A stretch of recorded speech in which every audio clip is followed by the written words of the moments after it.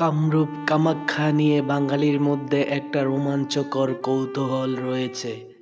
কথিত আছে এখানে ডাকিনী যোগিনী আছে যারা জাদুবিদ্যায় পারদর্শী।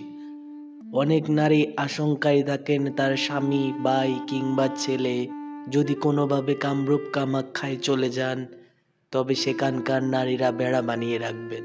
এই কারণে কামরূপ কামাখ্যা নিয়ে একটা ভয় সবার মধ্যেই কাজ করে। আসামের গুয়াহাটি শহর থেকে পশ্চিমে নীলাচল পাহাড়ের চূড়ায় আছে কামরূপ কামাখ্যা মন্দির। সনাতন বিশ্বাস অনুযায়ী এই মন্দির অত্যন্ত পবিত্র একটি শক্তিপীঠ।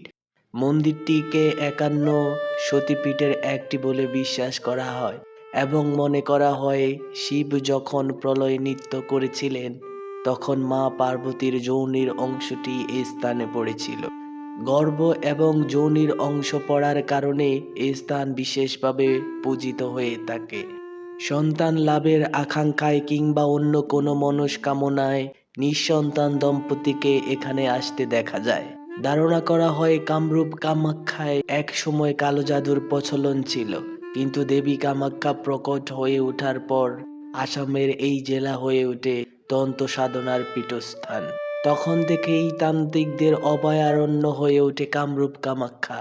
কামরূপ কামাখ্যা বলতে কামরূপ জেলায় দেবী কামাখ্যার মন্দিরকেই বোঝানো হয়, আর এই মন্দিরের সঙ্গে অবধারিতভাবেই তান্ত্রিকদের সাধনার বিষয়টি চলে আসে। ধরণীকান্ত দেব শর্মা কামাখ্যা মন্দিরের সবচেয়ে বড় পুরোহিত হিসেবে উপমহাদেশে পরিচিত। তার রচিত কামাখ্যা দর্শন বইয়ে লেখা হয়েছে ভারতবর্ষে আর্য ধর্মের অগণিত তীর্থস্থান আছে। পুরাণ তন্ত্রাদি মতে ৫১টি মহাপীঠের মধ্যে যুগ যুগ ধরে কামাখ্যা মহাপীঠই সর্বশ্রেষ্ঠ সাধনার জাগ্রত এবং পূর্ণতম শক্তিপীঠ রূপে বিদিত।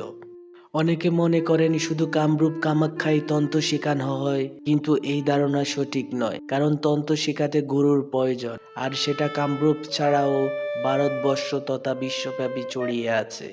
পুরাণ থেকে জানা যায় সত্যযুগে সতীমা পার্বতী তার বাবা দক্ষ রাজার অমতে মহাদেব শিবকে বিয়ে করেন। এই ঘটনায় ভীষণ ক্রুদ্ধ হন দক্ষ রাজা। প্রতিশোধী স্পৃহায় শিব ও মা পার্বতীকে না ডেকেই বৃহস্পতি নামে একটি যজ্ঞের আয়োজন করেন তিনি। মহাদেবের অনিচ্ছা সত্ত্বেও মা পার্বতী সেই শিবহীন যজ্ঞে উপস্থিত হন।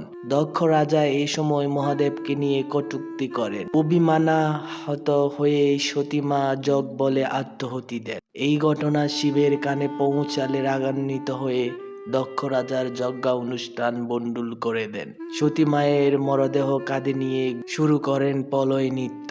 ফলে পুরো বিশ্ব শুরু হলো প্রলয়। দেবতাদের অনুরোধে মহাদেবকে নিবৃত্ত করতে যান বিষ্ণু, কিন্তু শত চেষ্টার পরেও মহাদেব না থামলে বিষ্ণুদেব তার সুদর্শন চক্র দিয়ে সতীদেবের মরদেহ ছেদন করেন। এতে মহাদেব নিরস্ত্র হন। এই দেহখণ্ডগুলো ভারতবর্ষের বিভিন্ন স্থানে পড়ে, যা পরবর্তীতে সনাতন ধর্মাবলম্বীদের পীঠস্থান বা শক্তিপীঠ হিসেবে পূজিত হতে থাকে।